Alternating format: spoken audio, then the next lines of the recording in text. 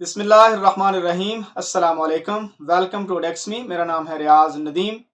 हम तहसीलदार बैच के ऊपर काम कर रहे हैं जिसके 3 पेपर्स जो हैं यानी उर्दू, इंग्लिश और जनरल नॉलेज मुकम्मल हो चुके हैं। रेवेन्यू लॉज के ऊपर हम काम कर रहे हैं जिसके 3 एक्ट्स थे। 1967 वाला लैंड रेवेन्यू एक्ट था, लैंड एक्विजिशन एक्ट था और थर्ड पे था टेनेंसी एक्ट। और अल्हम्दुलिल्लाह हमने तीसरा एक्ट जो है उसको कामयाबी से उसका आगाज कर लिया। आज दूसरा लेक्चर है। प्रीवियस जितने भी लेक्चर्स हैं इस वीडियो के की डिस्क्रिप्शन में अगर आप देखेंगे तो सब्जेक्ट वाइज तमाम प्लेलिस्ट मौजूद होंगी, आप उनको एक्सेस कीजिए और इस चैनल को काइंडली लाजमी सब्सक्राइब कीजिए, बेल आइकन को भी प्रेस कीजिए ताकि आने वाली सारी वीडियोस आप तक पहुंचें। और इस चैनल का और हमारे व्हाट्सएप ग्रुप का लिंक उन तमाम लोगों तक पहुंचाइए जो लोग तहसीलदार की तैयारी कर रहे हैं। तो चलें जी, इसके टेक्स्ट का आगाज करते हैं। आज हमने प्रोड्यूस के जो डिवीजन के मामलात होते हैं लैंडलॉर्ड और टेनेंट के दरमियान उनको देखना है और साथ साथ हमने रेंट को बढ़ाने या कम करने के मामलात के ऊपर बात करनी है। तो चलें आगाज करते हैं। देखें, टेनेंसी एक्ट के अंदर हमने उन तमाम मामलात को चूंकि देखना है जो एक टेनेंट और लैंडलॉर्ड के दरमियान चीज़ें होती हैं। इनके अंदर कुछ चीज़ें जो है वो लैंड रेवेन्यू एक्ट के तहत यानी 67 वाला जो एक्ट है उसके तहत भी तय होती हैं, क्योंकि इनके अंदर जब एक लैंडलॉर्ड ने रेंट लेना है तो उसने उस रेंट में से जो रेवेन्यू है, लैंड रेवेन्यू, वो भी पे करना है। तो इसमें बाज़ औक़ात कुछ ऐसे मामलात होते हैं कि ज़मीन फ्लडेड हो गई है या कुछ ज़मीन में कुछ और मसाइल हैं, तो उस बंदे ने लैंड रेवेन्यू कहाँ से देना है? तो उसका लैंड रेवेन्यू भी बाज़ औक़ात कम हो जाता है और रेंट भी कम हो जाता है, जो ज़मीन पैदावार नहीं दे रही होती या कोई और मसला आ जाता है। तो इन सारे मामलात को आज हमने देखना है, क्योंकि यहाँ पे रेंट बाज़ औक़ात in the form of produce लिया जाता है और रेंट को कम या ज़्यादा करने वाले जो मामलात हैं उनको भी हमने देखना है। तो इन सारी चीज़ों को हमने एक ही सेक्शन के अंदर जो है वो इंशाल्लाह कवर करना है। तो आगाज़ करते हैं। सेक्शन नंबर 16 है presumption with respect to produce removed before division और अप्रेजमेंट। लास्ट वाले सेक्शन में हम जब देख रहे थे, लास्ट वाले लेक्चर में, तो वहां पे बात हुई थी कि जो टेनेंट होता है वो डिवीजन से पहले सारी फसल का मालिक होता है। जब डिवीजन करनी होती है तो तब लैंडलॉर्ड वहां पे एंटर हो सकता है और जब डिवीजन हो सकती है तो जो उसका हिस्सा होता है उसको वो उठा सकता है। फाइन। आज हम 16 के अंदर देखते हैं कि बाज़ औक़ात ये एक झगड़ा चल रहा था, कोई मसला चल रहा था टेनेंट और ये जो लैंडलॉर्ड है इन दोनों के दरमियान। तो टेनेंट ने बिना उसको बताए, बगैर किसी इंफॉर्मेशन के वहां से फसल जो है वो उठा ली है, बगैर किसी डिवीजन के सारी की सारी फसल उसने उठा ली है।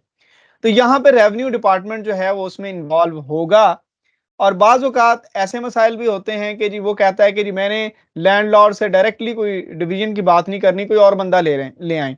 तो इन मामलात में भी रेवेन्यू डिपार्टमेंट जो है थ्रू अदर पर्सन्स इन्वॉल्व होगा।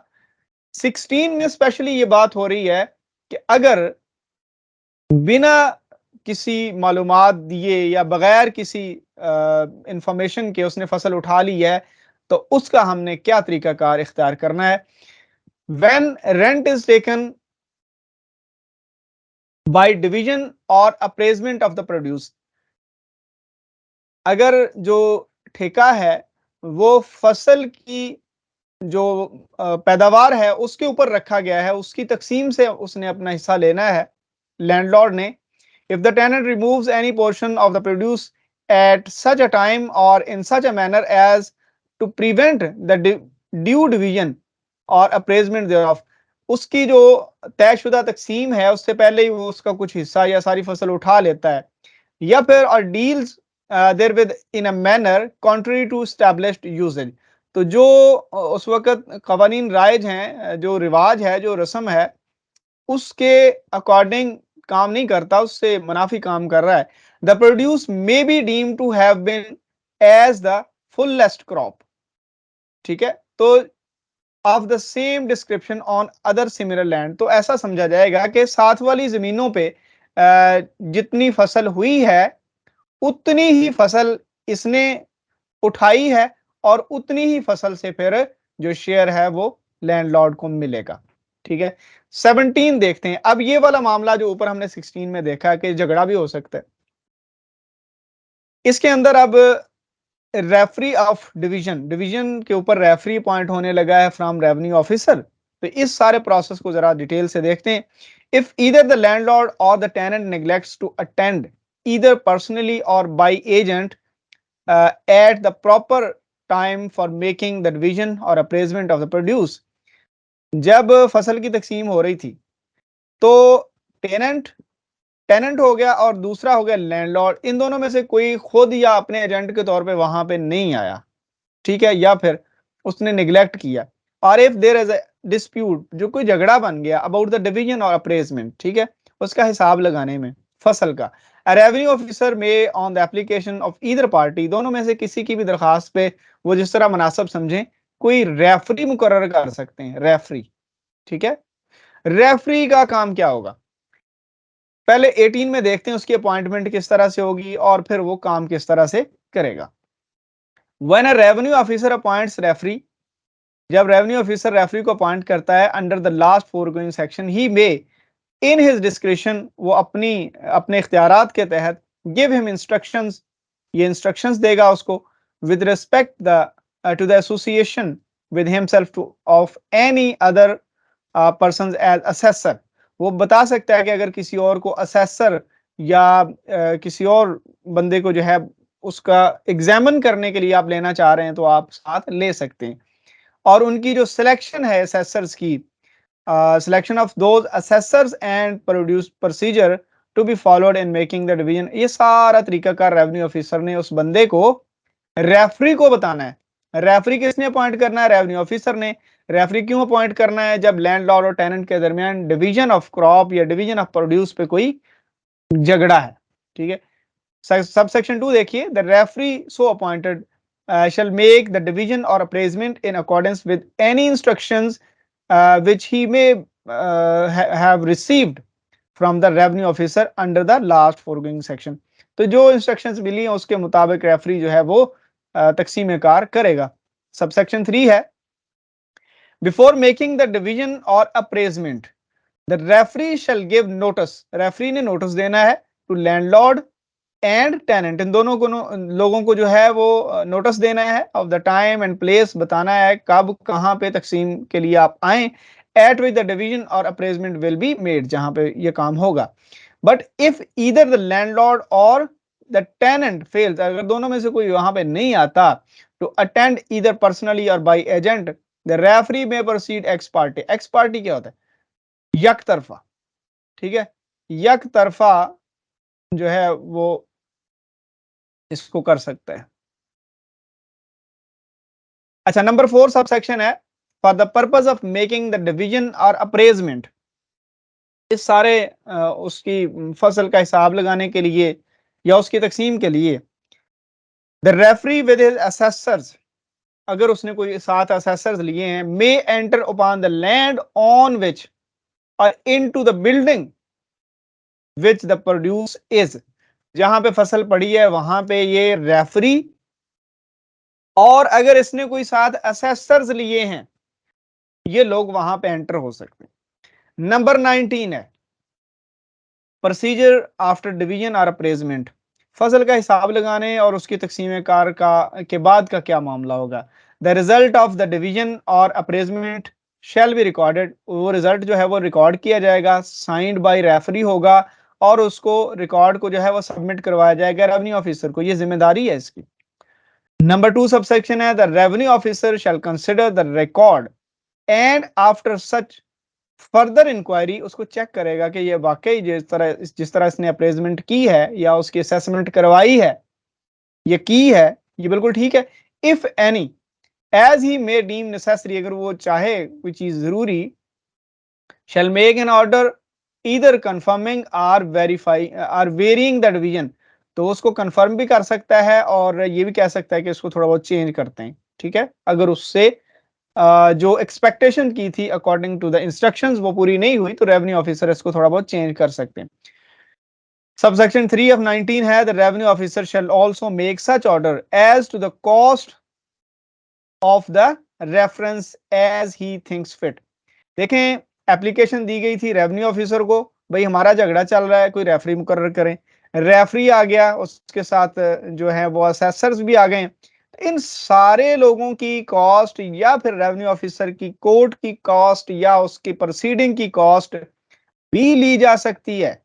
Shall also make such order, वो ये बनाएगा, ये भी ऑर्डर करेगा कि ये इतने पैसे भी आपसे लिए जाएंगे। आपसे किससे मतलब? रेफरी से नहीं, जब एप्लीकेशन को देने आएगा उससे ये बात होगी। द कॉस्ट में include the remuneration of the referee, referee के पैसे, एंड ऑफ द असेसर्स, जो असेसर्स साथ उसने रेफरी ने लिए उनके अगर वो हैं तो, and may be levied from the applicant before the appointment of the referee. तो ये तब से ही इस बात को जो है वो कंसिडर किया जा सकता है जब एप्लीकेशन अभी दी थी रेफरी की अपॉइंटमेंट से पहले से। ठीक है, तो इस सारी प्रोसीडिंग की कॉस्ट भी लग सकती है। 20 है जी, enhancement of produce rents of occupancy tenants. अब रेंट या ठेका बढ़ाने की बात आने लगी, तो ठेका बढ़ाना या कम करना असल में इसका अल्टीमेट इख्तियार तो है कोर्ट के पास। जब भी झगड़ा बनेगा तो इसका अल्टीमेट इख्तियार जो है वो कोर्ट के पास है। इसके अलावा रेवेन्यू ऑफिसर के पास भी रेवेन्यू एक्ट 1967 के तहत उसकी सेक्शन है 67, 97 में जो एक्ट है हमारे पास, उसकी उसकी सेक्शन नंबर 67 में रेवेन्यू अफसरान को कुछ इख्तियारात हैं। वो जब जमीनों की पैदावार कम या ज्यादा होती है तो वहां की असेसमेंट के अंदर वो लैंड रेवेन्यू में कुछ छूट दे सकते हैं। ठीक है, तो यहाँ पे वो भी एंटर होगा, हम देखते हैं। Enhancement of produce rents of occupancy tenant, where the rent of a tenant having a right of occupancy in any land is a share of the produce। बाज़ औक़ात फसल या बाज़ औक़ात कैश की सूरत में ठेका दिया जाता है, तो जहां फसल की सूरत में ठेका दिया जाता है or of the appraised value thereof, या उसकी फसल का हिसाब लगा के जो है वो पैसे दिए जाते हैं फसल के हिसाब से, or is paid according to rate fixed, या फिर कोई रेट फिक्स है, ग्रॉस है भैया आप इस पे जो मर्जी काश्त करें, मुझे इतने पैसे चाहिए। किसी भी तरह के जो ठेके के ऊपर जमीन है या फिर इसका रेंट है ग्रॉस, देखें पे इन काइंड, फसल की ग्रॉस के ऊपर जितनी होती मैंने उसके हिसाब से पैसे ले लेने। अगर जो है लैंडलॉर्ड कहता है the tenant shall be entitled to occupy the land at that rent, तो जाहिर है उसने इस ठेके के ऊपर जमीन को रखना है। ठीक है, तो इसमें देखिए एक इसमें एक्सेप्शन है, provided that when the landlord land or any part thereof previously not irrigated, अगर कोई फसल पहले इरिगेटेड नहीं थी या फिर फ्लडेड हो गई, फ्लडेड होने के बाद इरिगेटेड बन गई, या फिर अभी भी फ्लडेड ही है, देखिए ये चार सूरतें, पहले वो इरिगेटेड नहीं थी, फ्लड आ गया, उससे इरिगेट हो गई, या फिर अभी भी फ्लडेड ही है और इरिगेटेड नहीं है, उनके रेंट में देखिए जरा, the rent in respect of the land or any part or part में subject to the provisions of this act, तो इसके अकॉर्डिंग उसके रेंट का की जो है वेरिएशन हो सकती है। Be enhance to the share of the rates, बढ़ सकता है, or with reference to the rent in gross, तो अगर फसल की पैदावार पहले से बढ़ गई है तो बढ़ भी सकता है। एज द केस में be paid by the tenants having a similar rights of occupancy for irrigated or flooded land of a similar description and with similar advantages। तो साथ वाली जमीनों पे जो कुछ जिस तरह से चल रहा है, जितना उनको फायदा हो रहा है, जितनी उनकी फसल हो रही, उस लिहाज से ठेका, अगर उसने जमीन रखी हुई है तो ठेका उसने देना है। ठीक है, 21 है section reduction of rents refer to in the last foregoing section. इसमें ठेका बढ़ाने की बात तो आ गई कि पहले जी वो इरिगेटेड नहीं थी अब इरिगेटेड हो गई है, पहले फ्लडेड थी अब ठीक हो गई है, ठेका बढ़ाने की बात तो आ गई है। रिडक्शन की इस सेक्शन में देखते हैं, when the land or any part of the land held by a tenant having a right of occupancy to whom the last foregoing section applies इस सेक्शन के तहत सीजेस टू बी इरिगेटेड और flooded, या तो वो irrigated नहीं रही, seize हो गई है, या फिर उसके ऊपर फ्लड है, पानी है, तब भी सारे इरिगेटेड तो नहीं है।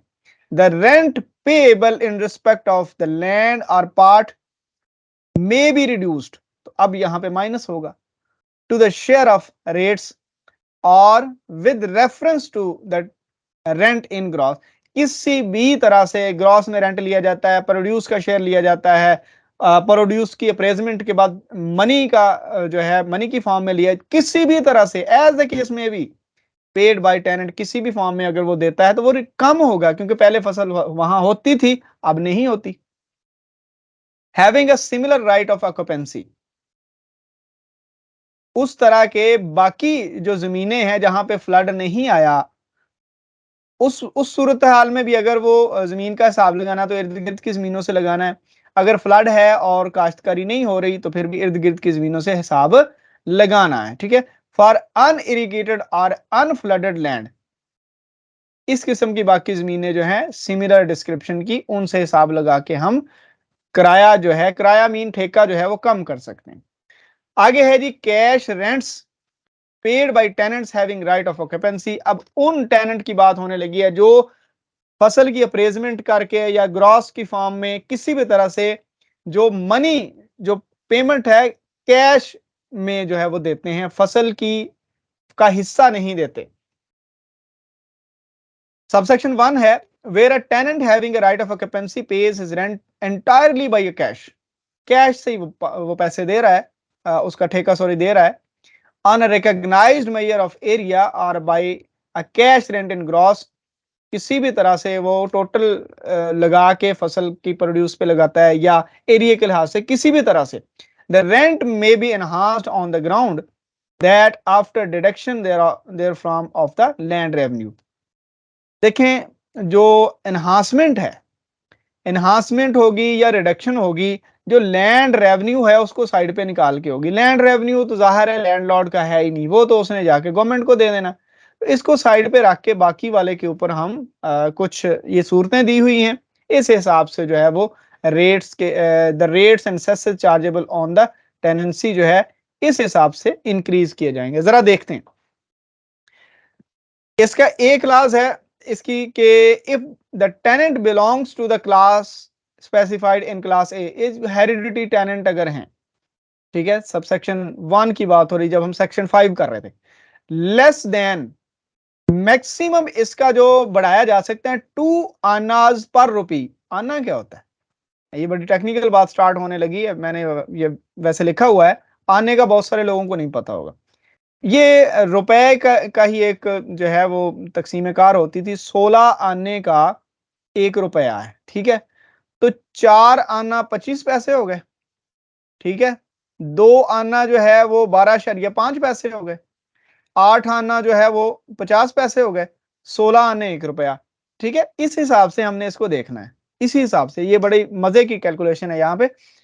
तो जो हेरिडिटी टेनेंट्स हैं उनसे सबसे कम रेट बढ़ाया जाता है क्योंकि वो बहुत देर से काम कर रहे हैं वहां पे, तो उनका बताया गया कि इनका जो एनहांसमेंट होगी वो 2 अन्नाज पर रुपी से कम होगी। 2 अन्नाज पर रुपी कितना, 12.5 से कम होगी। उसके बाद जो क्लासेस हैं जागीरदार की और इसके अलावा जो सरेंडर जिन्होंने जमीन से कर दिया था उनकी, यानी बी सी डी, ये सेक्शन 5 में जो बताए गए थे, वो वाले सारे लोग 6 आना पर रुपीज देंगे, इससे कम देंगे। यानी 6 आने कितने होते हैं, 37.5% होता है ये, ठीक है। तो वो तीनों कैटेगरीज जो थी जो हमने पिछले लेक्चर के अंदर की हैं टेनेंट की एग्जाम जो है, उनमें वो लोग 37.5% से कम देंगे।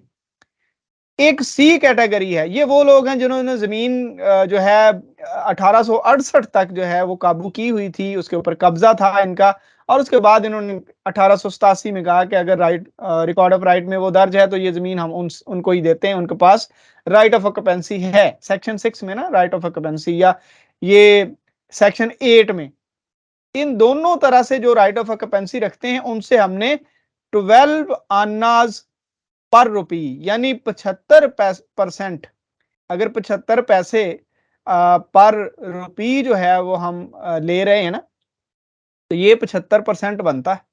ठीक हो गया, तो ये इनकी एनहांसमेंट होगी। सबसेक्शन टू देखिए, in a case to which subsection 1 applies, the rent may be enhanced to an amount not exceeding 2, 6, 12 anas, ये सारा बताया गया, per rupee of the amount of land revenue, of the amount of the land revenue, as the case may be, in addition to, अच्छा ये वाली सारी जो calculation है ना, ये टोटल क्रॉप्स के ऊपर नहीं है, लैंड रेवेन्यू के ऊपर है। ठीक है, बढ़ाना रेंट है, बात समझिए जरा, बढ़ाना रेंट है, लेकिन बढ़ाना लैंड रेवेन्यू के हिसाब से है, बाकी प्रोड्यूस के हिसाब से नहीं बढ़ाना। तो फॉर एग्जांपल अगर किसी का जो है 1000 रुपया था, तो ये वाले जो लोग हैं इसको 12.5% इसका इंक्रीज कर देंगे, ये वाले जो थे ये 37.5 तक इंक्रीज, बल्कि इससे कम करेंगे, ये वाले 75%। ये लैंड रेवेन्यू पे एनहांसमेंट होगी, टोटल क्रॉप के ऊपर नहीं होगी, ये जरा माइंड में रखें। अच्छा, नंबर 3 सबसेक्शन है, for the purpose of this section मुकर्रीदार, मुकर्रीदार क्या, ये अटक और रावलपिंडी में जो होते हैं, ये भी 1868 की तरह ही थे, उस वक्त ये इनको मुकर्रर किया गया था लैंड ओनर्स की तरफ से, इनको हम मुकर्रीदार कहते हैं। तो ये आएंगे, फॉल करेंगे कैटेगरी ए के अंदर। ठीक है, ये कैटेगरी ए के अंदर फॉल करेंगे, और ये भी 12%, 12.5% लैंड रेवेन्यू से इनकी एनहांसमेंट हो सकती है रेंट के अंदर। ठीक है, यहां पे अब रिडक्शन देखते हैं, reduction of rent refer to in the last foregoing section. ऊपर अगर हम रिडक्शन की बात करें तो वो किस हिसाब से होगी,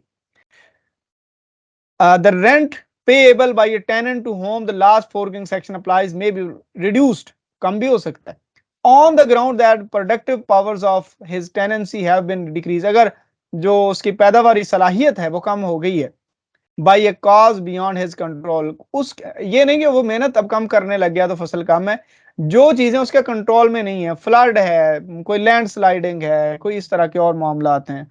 ठीक है, उसके बाद है जी इन सूरतों में जो है वो रिडक्शन होगी, और रिडक्शन अल्टीमेट तो जाहिर है कोर्ट ही डिसाइड करेगी।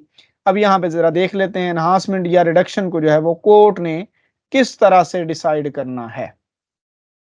Enhancement and reduction of rent by suit, दावा दायर करना है, लैंडलॉर्ड जाएगा जी मेरा किराया बढ़ाया जाए ठेका, और टेनेंट जाएगा जी मेरा ठेका कम किया जाए, ये दो लोग ही जा सकते हैं ना। Revenue court on the suit of either landlord और tenant may subject to the provisions of this act and other section of this act enhance or reduce the rent of any tenant having a right of occupancy, तो ये court के पास इख्तियार होगा। Subsection 2 है, when a decree for the enhancement of the rent of such a tenant has been passed, अगर पास हो गया है अंडर पंजाब टेनेंसी एक्ट 1868 में, इसके तहत अगर पास हुआ है, suit for further enhancement of his rent shall not lie till the expiration of 5 years, तो ये जब एक बार पास हो गया ना एनहांसमेंट, ठीक है, तो एनहांसमेंट का मतलब है कि ये लैंडलॉर्ड को हक मिला है। ठीक है, ये लैंडलॉर्ड को बेनिफिट मिला है, 5 साल तक दोबारा एप्लीकेशन नहीं होगी एनहांसमेंट की, from the date of decree, जो फैसले की डेट है, unless in the meantime the local area in which the land comprised in the decree is situate has been generally reassessed and the revenue payable in respect of that land has been increased। अच्छा, आपको पता है एक बात क्या, कि जब जो रेवेन्यू है, लैंड रेवेन्यू है, वो लैंडलॉर्ड ने देना है ना गवर्नमेंट को, तो जब वो बढ़ना है ना, तो जाहिर सी बात है जो असल जो रेंट है उसी में से लैंडलॉर्ड ने देना होता है, उस वक्त लाजमी तौर पे रेंट भी बढ़ेगा, ये एक यहां पे प्रोविजन समझ लें, अदरवाइज 5 साल तक रेंट नहीं बढ़ेगा। सबसेक्शन 3 है, subject to the provisions of subsection 2, ऊपर सबसेक्शन 2 में जो प्रोविजंस हैं, a suit instituted for the enhancement of rent of a tenant having a right of occupancy shall not be entertained in either of the following cases, in cases में जो enhancement है वो उसका case नहीं सुना जाएगा। कैसे, if within the 10 years next preceding its institution his rent has been commuted under section 13. Section 13 के तहत, ऊपर जो 13 आया था उसके तहत अगर उसकी इन्हांसमेंट हो चुकी है तो फिर अगले 10 साल तक रेंट नहीं बढ़ेगा, उसका सूट ही दायर नहीं होगा। दूसरी situation, if within that period a decree has been passed under this act, अगर कोई उस दौरान जो है इस तरह का केस अदालत में गया है और डिसमिस हो गया, अभी नहीं बढ़ाया जाएगा, तो फिर भी नहीं बढ़ेगा। ठीक है, unless the landlord or some part of land comprised in unless the land or some part of the land, वो जमीन या कोई और उसका हिस्सा जो है उस टेनेंसी के अंदर जो आता है, नॉट हैविंग बीन इरिगेटेड और flooded at the time of such commutation, जब ये कम्यूटेशन हुई है, जब ये पास हुई है, उस वक्त अगर कोई गैर मामूली हिस्सा था या अब गैर मामूली बन गया है तो फिर कम या ज्यादा हो सकता है। ठीक है, नंबर 4 सबसेक्शन है, for the purpose of this section a मुकर्रीदार shall be deemed to be a tenant having a right of occupancy. इसके तहत मुकर्रीदार जो है उसको उसी तरह का ऑक्यूपेंसी का राइट होगा। 25 है, discretion as to extent of enhancement or reduction. इख्तियारात क्या हैं जी, कोर्ट के पास जाहिर इख्तियारात तो हैं। enhancing or reducing rent of a land, any land under the foregoing provisions of the chapter, the court shall within the limits prescribed by those provisions, तो यहाँ वहां पे जो जो वो 2 आना 4 आना 8 6 आना 12 आने वो जो लिखे हुए हैं ना, यानी 12.5% तक रेवेन्यू के वो इंक्रीज होगा या फिर बाकी जो रेट्स हैं उनके अकॉर्डिंग, लेकिन consider fair and equitable but shall not in any cases, case वो फिक्स नहीं कर सकते the rent at a sum less than the amount of the land revenue of the land. देखें कितनी कितनी टेक्निकल बात है कि अगर फ्लड है, जमीन बिल्कुल ही काश्त नहीं हो रही या थोड़ी बहुत काश्त हो रही है, तो अगर जितना उसके ऊपर रेवेन्यू है उससे नीचे जो है वो रेंट फिक्स नहीं हो सकता, क्योंकि रेवेन्यू तो लैंडलॉर्ड ने गवर्नमेंट को देना, तो वो अपनी जेब से देगा। जमीन उसने किसी को दी हुई है, वो वहां से प्रोड्यूस कोई उठा नहीं रहा, जमीन से फायदा ले नहीं रहा, तो एट लीस्ट उतना किराया या उतना ठेका जरूर रखा जाएगा जितना लैंडलॉर्ड इधर टेनेंट से पकड़ के गवर्नमेंट को जमा करवा सके। ये इस हद से ऊपर उसके रेंट की रिडक्शन हो सकती है। 26 है, time for enhancement or reduction to take effect. तो कब से एनहांसमेंट या रिडक्शन जो है वो इफेक्ट करेगी, अगर डिसीजन आएगा, unless the court decreeing an enhancement of rent otherwise directs, जब जब तक वो कोर्ट डिक्री जारी नहीं करेगी या इसके अलावा अगर कोई हिदायत देगी, the enhancement shall take effect. Enhancement जो है अगर कोई स्पेशल डायरेक्शन आ जाए ना कि पिछले साल से करें जी, तो वो अलग बात है। अदरवाइज जो डिक्री जब जारी होती है तो उसकी कमेंसमेंट जो होती है वो नेक्स्ट एग्रीकल्चर ईयर से होती है। ठीक है, जो एग्रीकल्चर या जो फसल चल रही है उससे अगला जो एग्रीकल्चर ईयर, तो आपको पता है टेनेंसी में एग्रीकल्चर ईयर 16 जून से होता है।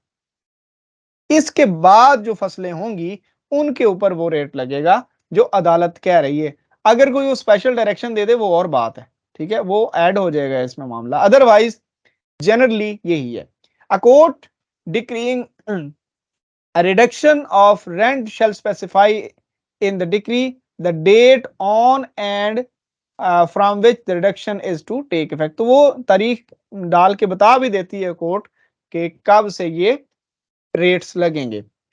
तो अब लास्ट हमारा इसमें सेक्शन आ रहा है, इसके दो फॉलोइंग भी आएंगे। Adjustment, adjustment of rents expressed in terms of land revenue. Land revenue के मामले में या एडजस्टमेंट ऑफ रेंट्स, जो रेंट्स का को एक्सप्रेस करना है लैंड रेवेन्यू के साथ अटैच करके, उसकी क्या एक्सप्रेशन होगी, किस तरह से वो एडजस्ट होगा, इसको जरा देखते हैं। यहां पे ना एक बात याद रखिएगा, ये इसने जिक्र किया है पंजाब लैंड रेवेन्यू एक्ट 1967, तो इसकी जो सेक्शन है 67 उसको भी हमने यहाँ पे जरा देखना है। Where the rent of tenancy is the whole or a share of the land revenue thereof। जाहिर है टेनेंसी में मुकम्मल तौर पे या कुछ हिस्सा उसका जाहिर है लैंड रेवेन्यू तो बनना ही है। With or without any addition in money kind or service and the land revenue of the holding in which the tenancy is situated is alter। जब उसमें कोई चेंज आता है, अल्टरेशन आती है, revenue officer having authority, change क्या आ सकती है, वही सिचुएशन चेंज हो गई है जमीन की वगैरह वगैरह, या फिर रीअसेसमेंट हो गई है, कोई भी, इस सारे मामले में रेवेन्यू ऑफिसर एंटर होने लगे to determine the land revenue payable in respect of the several holding comprised in the state in which the tenancy is situated।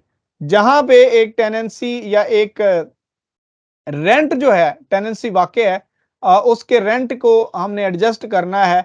और एडजस्ट कैसे करना है कि वहां का अगर लैंड रेवेन्यू बढ़ गया तो रेंट बढ़ा दें, लैंड रेवेन्यू कम हो गया तो जो है वो रेंट भी कम कर दें। इस तरह से हमने लैंड रेवेन्यू के एक्सप्रेशन में हमने रेंट को एडजस्ट करना है। बाज़ औक़ात रेंट इतना कम हो गया है कि लैंड रेवेन्यू भी बंदा पे नहीं कर रहा, तो फिर क्या होगा, ठीक है। और अगर लैंड रेवेन्यू बहुत थोड़ा है और लैंडलॉर्ड को बहुत ज्यादा पैसे बच रहे हैं, तो फिर क्या होगा। इन सारी सूरतों में रेंट को लैंड रेवेन्यू के साथ अटैच करके जो है वो एडजस्ट किया जाता है। जिस तरह ऊपर भी बात हो रही थी कि 2 अन्नाज, 6 अन्नाज, 12 अन्नाज, वो जो थे वो लैंड रेवेन्यू के अकॉर्डिंग ही बढ़ाए जा रहे थे। तो यहाँ पे रेवेन्यू ऑफिसर अपनी स्पेशल पावर्स के साथ आएंगे, तो बाकी जमीनों को देखेंगे जो उस स्टेट में मौजूद हैं। shall determine also the amount of land revenue, और चेक करेंगे बाकी जमीनों को भी, of the tenancy or apportionate share thereof payable by the tenant as rent। ये सारी चीजें देखेंगे कि रेंट कितना दिया जा रहा है, आगे जो रेवेन्यू है वो कितना पे हो रहा है लैंडलॉर्ड की तरफ से, इन सारी चीजों को देख के। अच्छा, ये केसेस देखिए, where an addition refer to in subsection 1, जब कहा जाए कि यहां से कुछ एनहांस किया जाए, ठीक है, is a percentage fixed with reference to the land revenue of the tenancy or the whole or a share of rates and cesses chargeable upon। तो इनको अगर इनके रेफरेंस से अगर कहा जाए या लैंड रेवेन्यू से या बाकी वाली दोनों चीजों को मिलाकर या किसी एक के ऊपर, लैंड रेवेन्यू जो है, रेवेन्यू ऑफिसर जो है, shall in like manner from time to time alter, change कर सकते हैं, the amount of the addition in proportion to any alteration। ये amount time to time change कर सकते हैं। वही बात है कि अगर सैलाब जल्जला आ गया है तो चूंकि लैंड रेवेन्यू कम होता है, तो वो कहते हैं कि जी आप ठेका भी लैंडलॉर्ड को कम दें, ठीक है। और अदरवाइज अगर जमीन दोबारा रिस्टोर हो गई है तो वो कहते हैं जी आप ठेका भी ज्यादा दें, क्योंकि हम इससे लैंड रेवेन्यू ज्यादा ले रहे हैं। 3 सबसेक्शन है, the sum or sums determined under the foregoing subsections. ये असेसमेंट हो रही है अब इस यहाँ पे, ठीक है।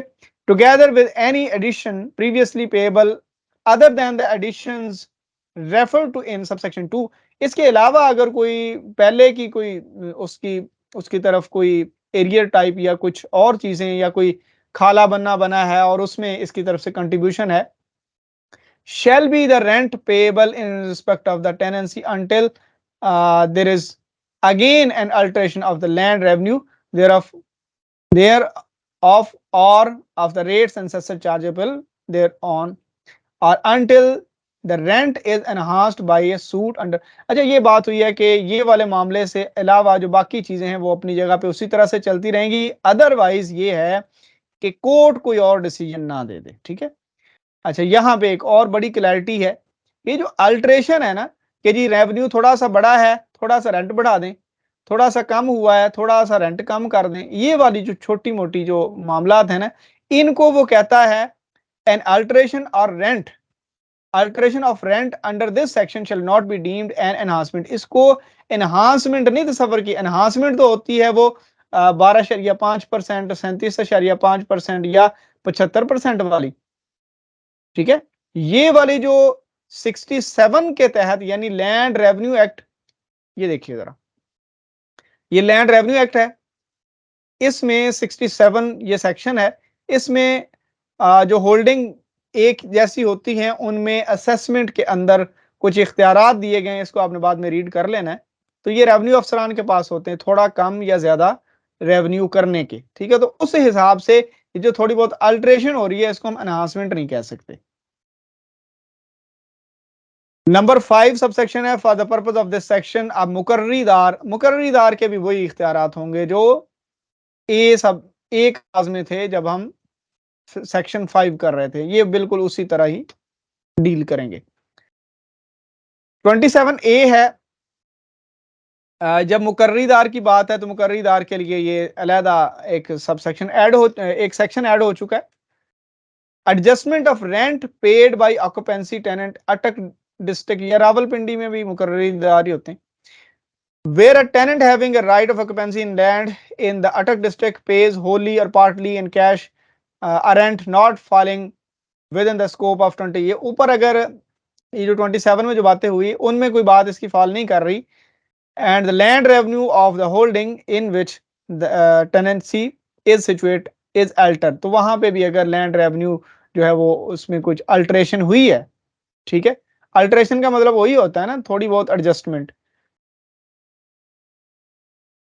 ये मैंने आपको बता दिया है कि उसी इख्तियार वही जो 67 के इख्तियारात हैं, 67 सेक्शन है 1967 लैंड रेवेन्यू एक्ट की, उसके according revenue officer having authority under section ये अच्छा to determine the land revenue payable, वो डिटरमिन करता है, रीअसेसमेंट कर देता है, ठीक है, in respect of the several holding comprised in the state in which the tenancy is situate, इर्द गिर्द की सारी जमीनों को चेक करता है, may by written order and whether the rent was fixed by agreement or otherwise, जैसे भी जो रेंट है वो एग्रीमेंट से या जिस भी तरीके से जो है तय होता है, या कोई रिटर्न एप्लीकेशन होती है टेनेंट की तरफ से या फिर लैंडलॉर्ड की तरफ से किसी भी मामले में, या फिर वो खुद on his own motion suo motu में आर डिमिनिश सच रेंट, या वो रेंट को जो है वो कम करता है, if Holi payable in cash, या फिर थोड़ा बहुत कैश की फॉर्म में पेएबल था, और such portion thereof is payable in cash, और बाकी वाला जो है वो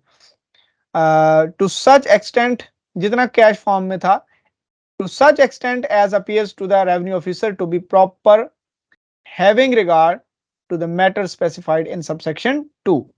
तो इन सारे के अंदर ये बताया गया कि जिस भी तरह से रेंट तय हुआ था, जिस भी फॉर्म में तय हुआ था, रेवेन्यू अफसरान अपने इख्तियारात के तहत उसमें अपनी लिमिट के अंदर रहते हुए अल्ट्रेशन कर सकते हैं। अल्ट्रेशन किस तरह से होगी?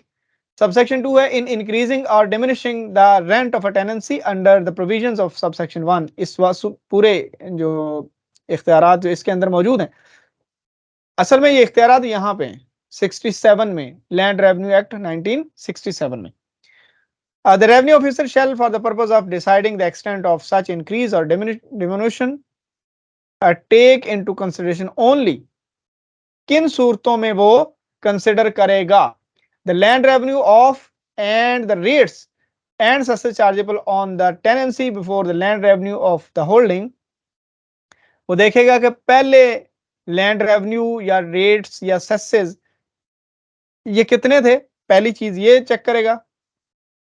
The land revenue of the land, the rates and cesses chargeable on the tenancy after such alteration, alteration के बाद कितने हो गए होंगे, ठीक है।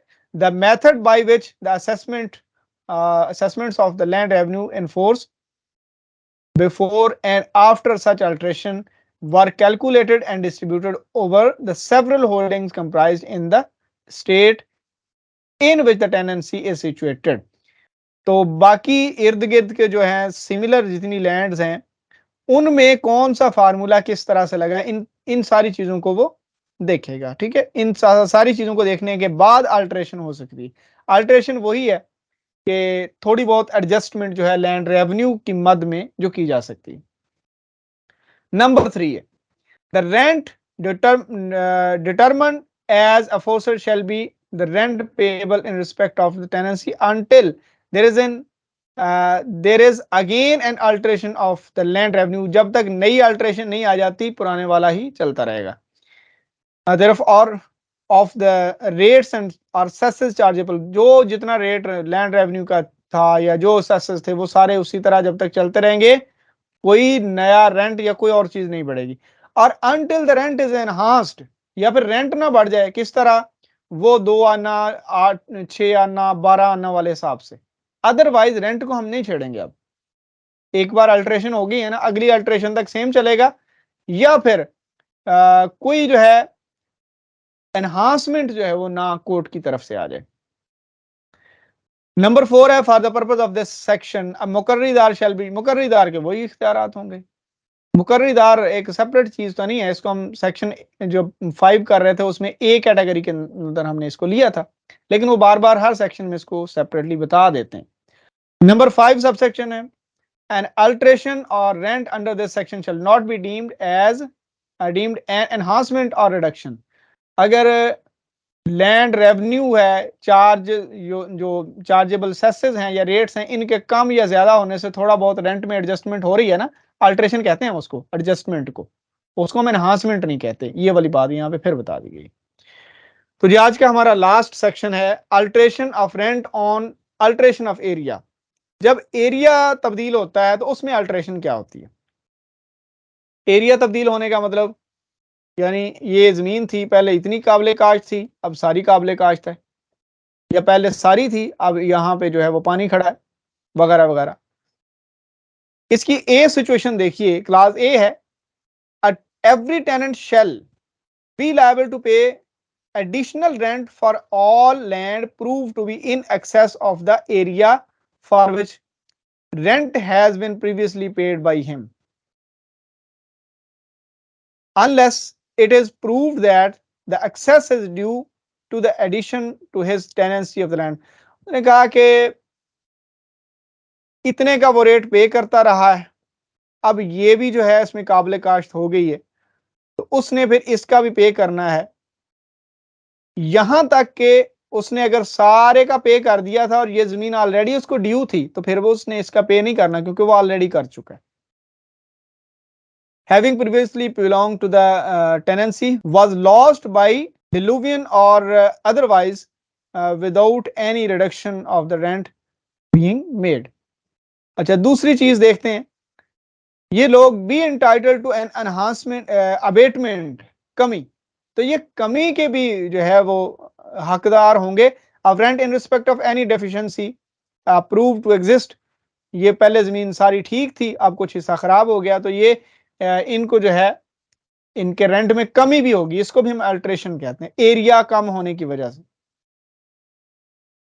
The area for which rent has been previously paid by him, unless, जब तक ये कब, unless it is proved that the deficiency is due to the loss of and land which was added to the area of tenancy by alluvion और otherwise, ये किसी और तरीके से, and that an addition has not been made to the rent in respect of the addition of that area। तो फर्क उस जमीन का पड़ेगा जो ऑलरेडी उसके अंदर एडेड नहीं थी, नहीं ऐड होगी तो ज़ाहिर फर्क पड़ेगा, अगर ऑलरेडी उसमें फार्मूले के अंदर तय थी तो फिर जाहिर है वही चीज चलती रहेगी। सबसेक्शन 2 है in determining the area for which rent has been previously paid, वो वाला एरिया जिसका पहले रेंट पे हो चुका है, the court shall have regard to the following among other matters, ये वाले कुछ मामलात हैं। नंबर ए क्लास है इसकी, the origin and condition of the tenants occupancy, for instance whether the rent was rent in gross, ये तरीकाकार देखा जाएगा ना कि अगर पहले उसने रेंट पे कर दिया हुआ है, जमीन बाद में खराब हो गई, अब वापस लेने हैं पैसे, तो फिर देखा जाएगा किस किस्म की जमीन है, उसकी कंडीशन क्या है। बी क्लास है whether the tenant has been allowed to hold additional land, क्या उसको पहले कहा जाता रहा कि आप कोई और जमीन ले लें, ये इतनी जमीन अगर खराब होगी तो इसकी जगह पे कोई और जमीन आप इसके बराबर कर लें, लेकिन ठेका हमने उतना ही लेना है, ठीक है।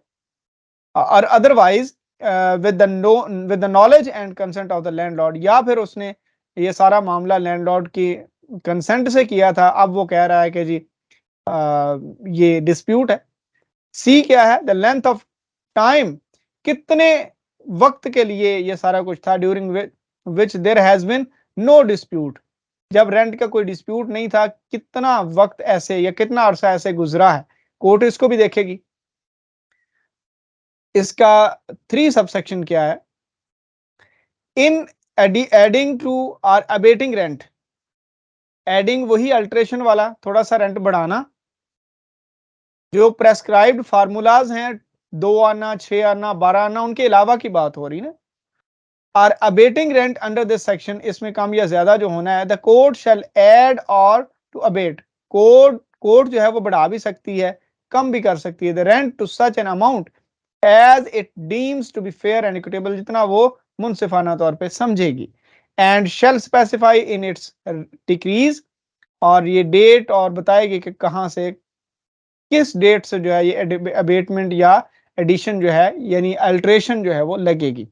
नंबर 4 सब सेक्शन है इसका, एन एडिशन, ये बात वही है, इसको हम एनहांसमेंट नहीं कहेंगे क्योंकि ये एक सेपरेट चीज है कि जमीन खराब थी ठीक हो गई, जमीन कम थी ज्यादा हो गई, ज्यादा थी कम हो गई, ये वाले जो मामलात हैं ये रेगुलर जो रेट्स हैं एनहांसमेंट के, ये उनमें नहीं आते, ये सिंपल सा एक एडजस्टमेंट का फार्मूला है। तो उम्मीद है कि आज जो हमने टेनेंसी एक्ट के ये जो सेक्शंस देखें, आपको इनसे फायदा हुआ होगा। अपना ख्याल रखना है, अपने प्यारों का ख्याल रखना है, मेहनत करनी है, हमें दुआ में याद रखना है। अल्लाह निगहबान।